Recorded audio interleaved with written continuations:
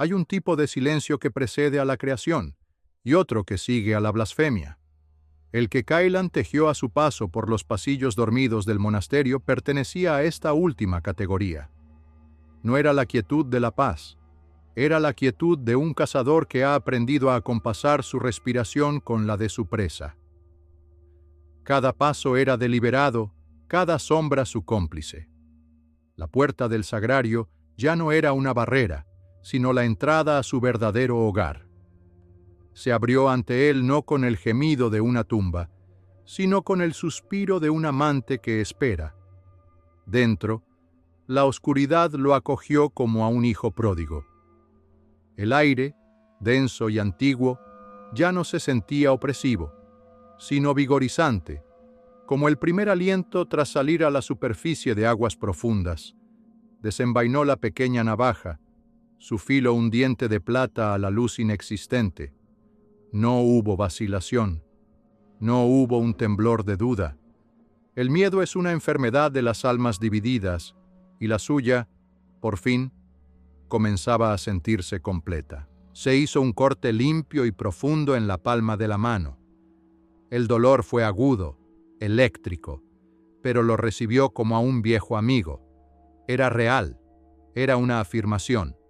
La sangre, mi querido oyente, es una cosa maravillosa.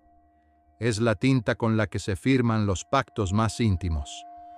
Es el vino de la vida, y él estaba a punto de servir una copa a su Dios personal. Presionó la palma sangrante contra la superficie del espejo. El contacto fue un shock, un frío tan intenso que quemaba. Vio cómo su vida, su esencia líquida y roja, era bebida por la oscuridad. No fue un acto violento, sino íntimo. Sintió como si el espejo le estuviera besando la herida, probando su sabor, juzgando su valía. Y entonces, el abismo le devolvió la mirada y le habló. La superficie ya no era un vacío. Se arremolinó, y la figura de su otro yo se materializó, más nítida, más sólida que antes. Parecía tan real que Kailan sintió que podía atravesar el cristal y tocarlo. El reflejo levantó su propia mano, sin herida alguna, y la presionó contra el espejo, alineándola perfectamente con la de Kailan. A través de esa barrera invisible, un calor antinatural se extendió por la mano herida de Kailan, sellando el corte. Cuando retiró la mano, la piel estaba intacta, sin rastro de la herida, salvo por una fina línea blanca, una cicatriz de plata. «Has venido», resonó la voz en su mente. No era una pregunta, sino una declaración. «Has dejado de huir de tu propia grandeza». «He venido a aprender», susurró Kailan, su propia voz sonando extraña y delgada en la cámara. El reflejo sonrió, esa curva lenta y perfecta que prometía mundos. «No necesitas aprender, necesitas recordar. Recordar lo que eras antes de que te vistieran con harapos de azafrán y te enseñaran a tener miedo de tu propia sombra. El poder no se adquiere, Kailan, se libera». Dentro del espejo, la escena cambió. Ya no era la cámara. Era el despacho del abad Mael. El anciano estaba sentado, no en su silla, sino en el suelo, llorando sobre un pequeño cuerpo envuelto en una manta. Un novicio muerto. El reflejo estaba de pie detrás de él, con una mano en el hombro del abad, consolándolo con una ternura que helaba la sangre. «Él es el guardián de la jaula», continuó la voz, «y cree que sus barrotes están hechos de fe y de piedra. ¡Qué tonto! Los verdaderos barrotes de este lugar son su amor, su compasión. Esas son sus armas, y por tanto, su mayor debilidad. Cree que el amor protege, pero nosotros sabemos la verdad. El amor hace vulnerable. El amor es un objetivo». «¿Qué quieres que haga?» «Component placement», preguntó Kailan, hipnotizado. «¿Que lo mate?» El reflejo soltó una risa silenciosa que vibró en los huesos de Kailan. «Matarlo sería un insulto a nuestro intelecto. Un carnicero usa un hacha, un artista usa un escalpelo. No destruyas al hombre, destruye su fe. No en sus dioses, sino en sí mismo. Su fuerza reside en su creencia de que es un buen pastor. Muéstrale que su cayado no solo guía a las ovejas, sino que también las lleva al matadero. Haz que su compasión se convierta en su veneno. La visión se desvaneció, dejando solo al Kailan del trono de hielo, mirándolo con una intensidad expectante. ¿Cómo?, inquirió Kailan, el hambre de conocimiento ardiendo en él. Busca a Liam, fue la respuesta. El gorrión de ala rota que el viejo pastor protege. En el amor del abad por el niño enfermo encontrarás la grieta en los cimientos de este monasterio. Usa esa grieta, no para destruir, sino para construir nuestro trono. La conexión se cortó. El espejo volvió a ser una oscuridad tranquila. Pero esta vez, Kailan no se sintió abandonado. Se sintió ungido. Se llevó la mano curada a los labios. Aún podía sentir el calor antinatural. Salió de la cámara no como un novicio que había roto las reglas, sino como el verdadero heredero de ese lugar que había ido a consultar con su propio oráculo. La transformación fue sutil, pero total. Cuando Kailan caminaba por los pasillos ahora, veía el mundo a través de los ojos de su reflejo. Veía la red invisible de miedos y deseos que conectaba a todos los seres. El hermano Yorick no era solo Yorick. Era el miedo a lo pequeño. El hermano intendente no era solo Fendrel. Era la avaricia por una llave extra. Y el abad Mael ya no era una figura de autoridad. Era el amor que ciega. Encontró a Liam en la enfermería, un muchacho de no más de 15 años, con la piel traslúcida y una tos que sacudía su frágil cuerpo. El abad Mael estaba a su lado, limpiándole la frente con un paño húmedo, susurrándole palabras de consuelo. La devoción en los ojos del anciano era absoluta, pura, y por tanto, infinitamente corruptible. Kailan no actuó de inmediato. El arte que estaba aprendiendo requería paciencia. Se convirtió en el ayudante no oficial de Liam. Le leía textos sagrados, le traía agua fresca, escuchaba sus débiles historias sobre un pueblo de pescadores que apenas recordaba. Se ganó la confianza del muchacho y, a través de él, la aprobación del abad. Mael veía en Kailan un cambio y en su ceguera lo interpretó como un florecimiento de la compasión que tanto había intentado inculcarle. «Bien», le susurraba el reflejo durante sus visitas nocturnas al espejo. «Has afilado el cuchillo. Ahora úsalo». Una tarde, mientras el abad preparaba una infusión de hierbas para Liam, Kailan se sentó junto al lecho del enfermo.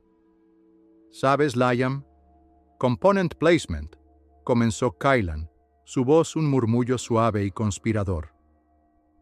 En los textos antiguos se dice que la enfermedad del cuerpo a veces es un ancla, que el espíritu desea volar, explorar los grandes misterios, pero el cuerpo, mimado y sobreprotegido, lo retiene en su jaula de carne.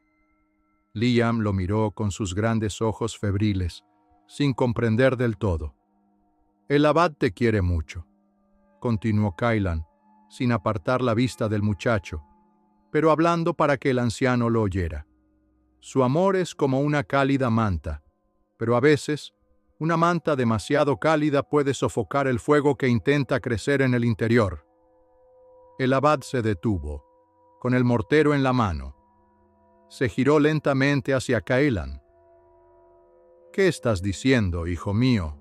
Kailan se levantó e hizo una reverencia. «Solo reflexiono en voz alta, padre. Me pregunto si nuestro camino hacia el vacío y la liberación no requiere de cierta severidad. Si al proteger tanto el cuerpo, no estamos debilitando el alma». El fundador ayunaba durante 40 días. Se sentaba en la nieve. Buscaba la fortaleza a través de la dificultad, no del consuelo. Cada palabra era un dardo envenenado, recubierto de una lógica piadosa. Kailan estaba usando sus propias enseñanzas contra él. Estaba sugiriendo que el amor del abad por Liam no solo era un apego mundano, un fracaso en su camino espiritual, sino que en realidad estaba perjudicando al muchacho, condenando su alma por salvar su cuerpo. El rostro de Mael se contrajo de dolor. Pude ver la duda, esa deliciosa semilla de la ruina, brotar en su corazón. Miró a Layam, luego a Caelan. Por primera vez, no vio a un novicio confundido, sino a un acusador. La grieta se había formado. Caelan sabía que necesitaba consolidar su poder, mostrar a los demás que su visión no era la de un simple monje, sino la de alguien que veía más. La oportunidad perfecta se presentó durante la meditación del crepúsculo en el salón principal. Todos los monjes estaban presentes, sentados en silencio sobre sus cojines. La única luz, la de las velas agonizantes. El silencio era sagrado, una ofrenda a la nada. Y Caelan lo rompió. Se puso de pie, su movimiento tan fluido que no pareció una interrupción, sino una continuación. Todas las miradas se volvieron hacia él. El abad Mael frunció el ceño, a punto de reprenderlo. «Perdonadme, hermanos, perdonadme, padre», dijo Caelan, su voz resonando en la quietud.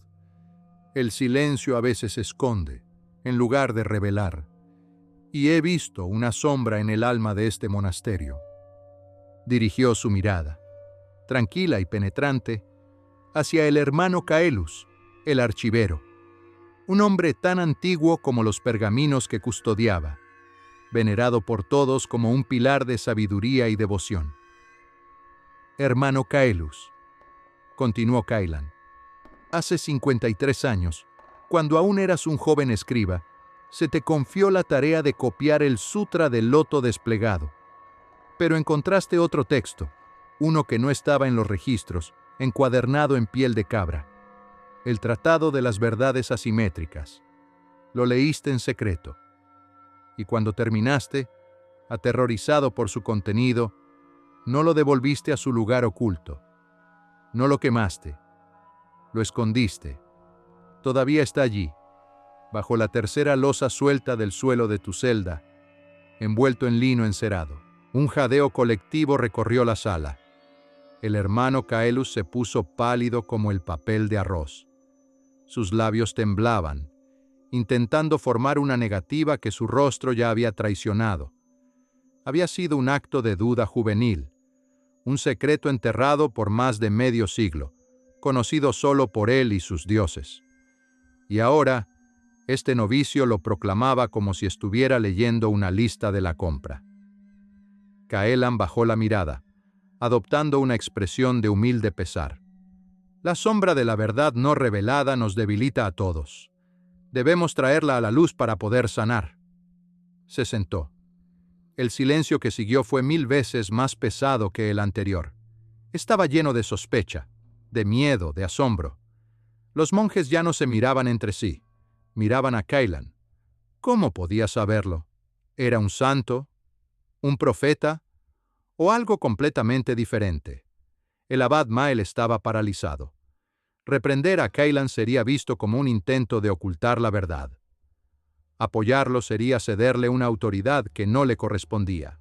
Mi pupilo no había usado la fuerza. No había gritado ni amenazado. Había usado la verdad como un arma, desenvainándola en el momento preciso para causar el máximo daño al orden establecido.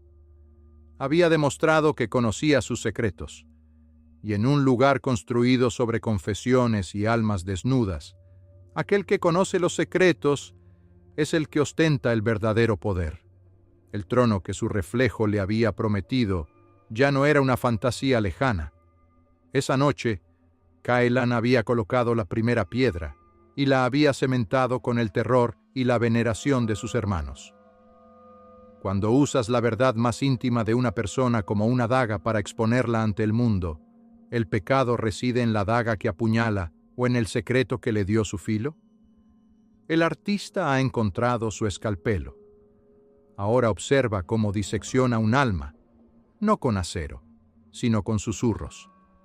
El verdadero poder, mi oyente, no reside en romper los huesos de tus enemigos, sino en obligarlos a romper sus propios corazones.